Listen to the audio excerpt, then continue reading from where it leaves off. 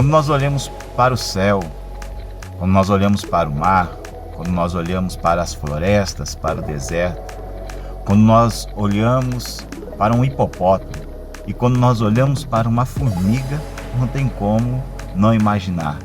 Um ser muito extraordinário criou tudo isso. E o Salmo 29 fala um pouco sobre o poder de Deus na criação e a força que esse Deus tem e deu ao seu povo. Vamos meditar Salmo capítulo 29.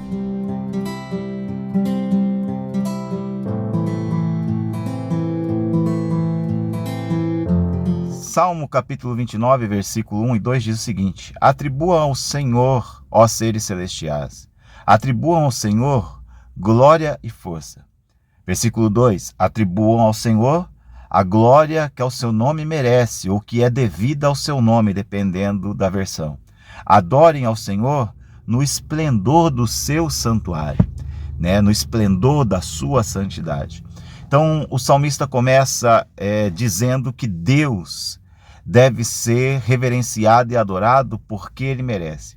A glória, ela é devida a Deus. Quando nós adoramos e glorificamos ao Senhor, nós não estamos mais do que dando a Ele o que é devido ao seu nome. Um Deus santo, um Deus poderoso, um Deus grande e que merece ser glorificado, não por aquilo que Ele fez ou que Ele pode fazer, mas por aquilo que Ele é. E nós precisamos ter este entendimento. A Bíblia vai dizer que o temor do Senhor, ele é o princípio de toda a sabedoria. Eu vou entender as coisas a partir do momento em que eu começo a temer, honrar, respeitar Deus. Deus é santo, Deus é poderoso, Deus é tremendo e precisa ser reconhecido como Deus. Existe um texto em Malaquias, capítulo 1, que diz o seguinte: o filho honra seu pai e o servo a seu senhor. E aí Deus pergunta: se eu sou o pai, onde está a honra que me é devida? Onde está a honra que me é devida se eu sou o pai? Nós devemos essa honra ao Pai que nos gerou, que nos criou, imagem conforme sua semelhança. E se eu sou o Senhor, onde está o temor que vocês me devem? O respeito que vocês me devem? E aí ele pergunta isso para Israel e ele diz o seguinte: são vocês que desprezam o meu nome, mas vocês perguntam, de que maneira nós temos desprezado o teu nome?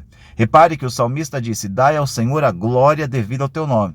E agora Malaquias está dizendo: ó sacerdotes, vocês têm desprezado o meu nome, desprezado quem eu sou. Vocês não têm reconhecido a minha grandeza e nem me respeitado como Deus. Quando vocês trazem comida impura ao meu altar e mesmo assim me perguntam de que maneira nós te desonramos, ao dizerem que a mesa do Senhor é desprezível, na hora de trazerem animais cegos para sacrificar, vocês não veem mal algum. Na hora de trazerem animais aleijados, doentes, como oferta, também não veem mal algum. Tentem oferecê-los de presente ao governador. Será que ele se agradará de vocês? Será que ele os atenderá? Pergunta o Senhor dos Exércitos. O que Deus está fazendo aqui? Uma comparação. Nesta ocasião, nesta época, o povo se apresentava diante de Deus e uma das maneiras deles trazerem a oferta para o Senhor eram os animais. E aquilo mostrava a reverência, o temor, o respeito, o reconhecimento de quem Deus era. E então Deus não está exigindo que eles tragam inúmeros animais, e cada um tinha uma condição. Aquilo era uma adoração, e na adoração a pessoa está dizendo: eu sei que tudo que eu tenho foi o Senhor quem deu, então eis-me aqui para te adorar, para dizer que o meu coração não está naquilo que o Senhor me deu, mas ele está devotado ao Senhor. E então agora as pessoas vão levar esses animais, e eles levam animais mancos, animais cegos, animais que têm pouco valor, aqueles que seriam sacrificados ou que serviriam para pouca coisa, aqueles que não é possível levar em uma feira para vender, eles levam e falam: eis aqui a minha oferta ao Senhor. Então Deus diz: vocês estão me dando aquilo que lhes sobra, aquilo que não tem valor nenhum para vocês, vocês me oferecem. Então Deus faz uma pergunta: leva isso que você está me dando e oferece para o seu governador. Vê se ele vai se agradar de você. Aí alguém pode dizer: não, eu não posso levar isso ao governador. Por quê? Eu vou ficar mal visto. O governador não vai aceitar isso, eu não vou ser nem recebido. Ah, ok, você não entrega isso para o seu governador porque não tem coragem. Mas traz isso para mim. E às vezes nós fazemos isso hoje. Hoje nós não estamos mais ofertando animais. Os tempos mudaram, né? As coisas que aconteciam no Antigo Testamento eram sombras daquilo que o Novo Testamento nos ensinaria como doutrina, né? As coisas que aconteceram no Antigo Testamento ilustram as coisas do Novo Testamento. E uma boa aplicação para isso é: o que eu tenho dado para Deus em sentido de tempo, de vida? Será que eu dou para Deus o tempo que resta? Porque quando eu dou para Deus o tempo que me sobra, sabe o que eu estou oferecendo para Ele? Um animal cego, um animal coxo. Eu estou dizendo: eu entendo que tu és uma autoridade, mas o Senhor não merece muita coisa não. Está aqui o meu tempo que sobrou. Então, quando eu pego e vou ali meditar, falar com Deus, eu já vou cansado. Eu já vou como último recurso. Eu não creio que Deus pode resolver os meus problemas, a não ser que eles se tornem muito difíceis e depois de eu ter tentado de todas as maneiras resolver, então eu procuro. Ou então eu espero chegar o fim do dia, porque eu falo, vou ter um tempinho com Deus, mas quando eu paro para orar, já estou cansado, já não tenho nem forças para falar. Oferece isso ao teu governador, chega diante do teu governador e fala assim: olha, eu estou com pouco tempo, mas vim falar contigo. Não, pessoas para falar com uma autoridade, elas marcam a vez, elas esperam na fila, elas se demoram e quando entram, né, entram gratas por estarem sendo recebidas. Nós não deveríamos ter, no mínimo, uma atitude semelhante para buscar aquele que é a maior autoridade do universo? Então o Senhor chama a atenção dos sacerdotes: olha, vocês estão oferecendo para mim aquilo que sobra. Eu não sou prioridade na sua vida. E nós aprendemos no Salmo 29, né? O início do Salmo é: atribuam ao Senhor a glória que é devida. Nós devemos dar glória a Deus. Se deve glória àquele que criou todas as coisas. Se deve dar honra àquele que é o dono da vida, aquele que dá o ar para nós respirarmos. Então, atribua a ele aquilo que é devido ao seu nome. Mas o escritor de Malaquias, né, o profeta Malaquias, ele segue: e ainda dizem, que canseira, e vocês riem com desprezo, diz o Senhor dos Exércitos, quando vocês trazem animais roubados, aleijados e doentes e os oferecem em sacrifício. Deveria eu aceitar essa oferta das suas mãos? Pergunta o Senhor. Deus está dizendo: eu não vou aceitar a oferta que vocês estão me dando, porque isso não te custou nada, você não está abrindo mão de nada, então nisso você mostra o valor que eu tenho para você. Né? Nós dizemos que amamos o Senhor, que desejamos, que queremos ouvir sua voz, queremos sua direção, é natural do ser humano, porque nós precisamos disso. Mas que tempo nós temos dado a Deus? O que nós temos dado de nossa vida para o Senhor? Ele realmente é prioridade? Ou ele só vem depois que tudo já aconteceu? Né? Porque imagine você ser tratado como última opção pelo seu esposo, ou como última opção pela sua esposa, ou pelos seus filhos. Né? Seus filhos saírem, conversarem, falarem com todo mundo e depois, por último, procurar você, se der tempo. Né? E quando você o procurar, então, para conversar e dizer: ó, pai, agora não tenho tempo para falar contigo, não, me procure depois. Mas quando você vai o procurar e ele já está dormindo, aí você tenta o acordar e fala: não, pai, agora eu estou meio grogue, não consigo falar contigo. Será que às vezes nós não temos feito isso com o Senhor? E é isso que esse povo, esses sacerdotes, né, homens que conheciam a Deus e que deveriam ser os homens que levavam o povo a Deus e Deus ao povo, estavam fazendo. Estavam oferecendo o resto do resto para Deus, cumprindo com uma obrigação religiosa. Será que às vezes nós não buscamos a Deus só para cumprir com uma obrigação religiosa e nos sentimos bem com a nossa consciência? Pois Deus está dizendo: eu não quero isso, eu não aceito, é melhor que vocês não ofereçam nada. E aí ele termina: maldito seja o enganador. Deus não está cobrando nada que a gente não tenha. Maldito seja o enganador, que tendo no rebanho um macho sem defeito, promete oferecê-lo e depois sacrifica um animal defeituoso. Maldito o enganador, que tendo tempo na sua vida, promete me buscar, mas aí me dá o que sobra ou não me dá nada. Maldito o enganador, que ouve uma palavra e então faz um voto de: a partir de hoje eu vou ter um tempo de qualidade com Deus, vai ser a minha primeira hora do dia, mas aí continua dando o que resta e quando dá. Maldito o enganador que promete que 2023 vai ser diferente, vai ter um tempo de busca, vai ter um tempo em que vou dar a glória devida ao nome do Senhor, mas em janeiro aquilo já foi por água abaixo. Maldito o enganador que disse que vai ouvir a palavra, cumprir a palavra, visitar os pobres, ser um cristão melhor, mas em vindo a primeira dificuldade abandona todo aquele voto que ele fez. Maldito o enganador que, tendo o bom, oferece o ruim para Deus. Deus é digno de glória. Deus é um Deus ajudador, Deus é um Deus abençoador, e estar perto dele é ser abençoado. Tudo que você precisa está nele. Então, estando perto dele, você vai ter tudo o que você precisa. Mas o que nós temos feito para estar perto do Senhor? Fica essa pergunta para a nossa meditação. E ele termina: pois eu sou o grande rei e o meu nome é temido entre as nações. Então vocês precisam entender uma coisa, Deus está dizendo. Vocês precisam entender com quem é que vocês estão falando, porque às vezes nós esquecemos disso, né? Jesus vem e nos ensina o caminho para o Pai, um relacionamento. E essa é a verdade que grita no Novo Testamento. Nós temos um Pai, mas nós não podemos nos esquecer de que o nosso Pai é Deus. Então Malaquias está falando de um Deus que não mudou a partir de Jesus. Se eu sou Pai, onde está a minha honra? E se eu sou o Senhor, onde está o meu respeito? Nós precisamos dar a Ele a honra e o respeito que é devido ao seu nome, conforme Salmo capítulo 29, versículos 1 e 2 diz.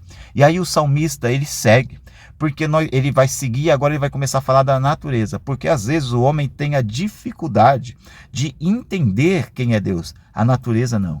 A natureza sabe quem é seu Criador.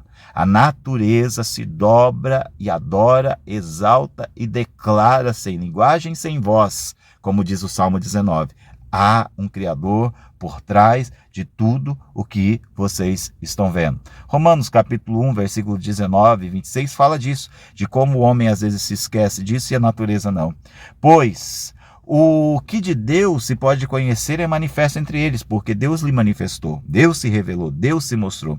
Pois desde a criação do mundo, os atributos invisíveis de Deus e o seu eterno poder e sua natureza divina têm sido vistos claramente, sendo compreendidos por meio das coisas criadas, de forma que os homens são indesculpáveis diante de Deus. Através das coisas criadas, Deus se revela de modo que o homem não tem desculpa para dizer: Deus não existe. As coisas criadas revelam a existência de Deus. E é isso que o Salmo 19 fala quando diz que sem linguagem, sem fala, um dia faz declaração a outro dia, e uma noite mostra sabedoria a outra noite, dizendo: Deus está por trás de tudo isso. E então o salmista, no capítulo 29, vai declarar isso nos próximos versículos, a partir do versículo 3. A voz do Senhor ressoa sobre as águas. O Deus de glória troveja, o Senhor troveja sobre as muitas águas, sobre o mar, sobre o rio, sobre a chuva, as águas estão dizendo: há um Criador por trás de tudo isso. A voz de Deus está declarando: eu tenho poder, domínio sobre todas as coisas criadas. A voz do Senhor é poderosa, a voz do Senhor é majestosa. A voz do Senhor quebra os cedros. O Senhor despedaça os cedros do Líbano. Os cedros do Líbano eram as árvores mais imponentes de que se tinha conhecimento na época em que esse salmo foi escrito. E o que o salmista está dizendo: a voz do Senhor é tão poderosa que ela despedaça as majestosas árvores, os majestosos cedros do Líbano. E o salmista segue, ele diz o seguinte no versículo 6. Ele faz o Líbano saltar como bezerro, o Sirion como novilho selvagem. Sirion era o monte mais alto que se tinha conhecimento. Então o que o salmista está dizendo? A voz do Senhor quebra aquilo que é mais forte que tem na natureza. A voz do Senhor faz saltar aquilo que é mais alto que existe na natureza. A voz do Senhor corta os céus como raios flamejantes. De céu a céu se ouve a voz dele, o domínio dele sobre a criação. A voz do Senhor faz tremer o deserto. O Senhor faz tremer o deserto de Cádiz. As águas, as florestas, os montes, os céus, o deserto, ele tem controle sobre tudo. E a voz dele é ouvida através de tudo.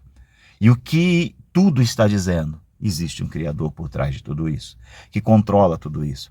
Imagine lá no deserto, onde não tem ninguém, e a chuva ali cai. Eu acho muito interessante Jó, quando estava passando por dificuldades, e ele começa a questionar Deus, querendo entender aquela situação, e ele começa em dado momento a falar de sua justiça. Então no final Deus vem e dá uma declaração que leva alguns capítulos, e é como se Deus falasse para Jó assim: você sabe com quem você está falando, rapaz? Porque você precisa entender que tudo que você vê eu criei. E Deus começa a falar de toda a criação, de animais e de muitas coisas. E em determinado momento ele fala sobre a chuva que cai no deserto, em Jó, capítulo 38, versículo 25. Ele diz assim: quem é que abre um canal para a chuva torrencial e um caminho para a tempestade trovejante?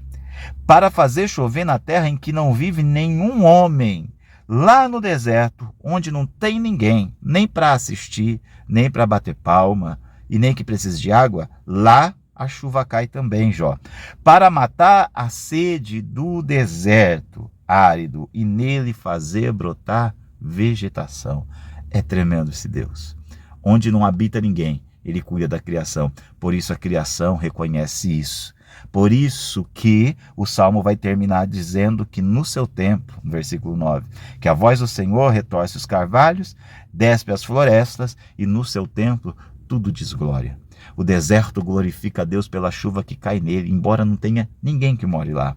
As águas do rio glorificam a Deus. As ondas do mar, que tem um limite estabelecido pelo Senhor, porque ele disse: Jó, quem estabeleceu o mar? Ele disse: até aqui tu vens e daqui tu não passas? Fui eu, o Senhor. E elas, quando chegam ali, elas glorificam, porque no seu templo, na sua presença, tudo diz glória. Tem muitos homens que não glorificam a Deus, mas a natureza todo dia dá glória a Deus. O sol todo dia dá glória a Deus. A lua todo dia dá glória a Deus, porque a glória é devida a Deus e somente a Ele. Muitos homens fizeram grandes feitos, mas nada teriam feito se do céu não lhe fosse dado. Como Jesus disse para aquele que o interrogou, o grande imperador que o interrogara, e dizia: você sabe quem eu sou? Jesus fala: eu sei quem você é, mas você não teria nada se do céu não te fosse dado. Você não teria nada se do céu não te fosse dado. Os poderosos não teriam nada se do céu não lhe fossem dados. E Deus, na sua misericórdia, com grande paciência, se revela ao homem, na expectativa que o homem reconheça isso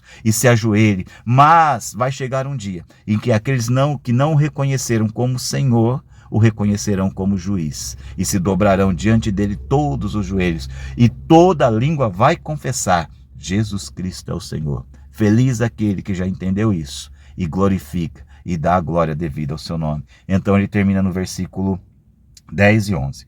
O Senhor se assentou soberano sobre o dilúvio.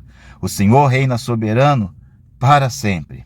O Senhor dá força ao seu povo, e o Senhor dá ao seu povo bênção e paz. Esse Deus tão grande, Criador de tudo, esse Deus que tem toda a glória e toda a força, para aqueles que o escolheram, ele faz destes seu povo. E para estes, ele dá a sua força.